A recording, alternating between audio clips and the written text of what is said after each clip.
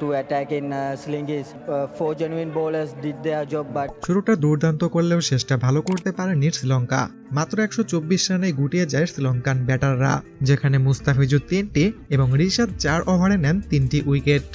সামান্য এই রানের টার্গেটে যতটা সহজে আবার বাংলাদেশের ম্যাচ জেতার কথা ছিল, সেখানে শুরুতে জঘন্য ব্যাটিং করেছেন টপ অর্ডারের 3 জন ব্যাটসম্যান।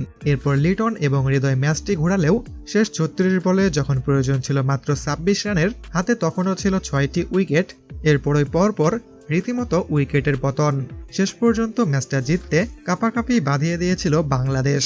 নিদাহাস ট্রফির মতো মাহমুদুল্লাহ রিয়াদ ছক্কা না মারলে ম্যাচের ফলাফলটা অন্যরকমও হতে পারত। ম্যাচ শেষে এমন হার নিয়ে উপস্থাপকের প্রশ্নে শ্রীলঙ্কান অধিনায়ক হাসরাঙ্গা বলেন, বাংলাদেশ এই ধরনের উইকেটে খেলে অভ্যস্ত।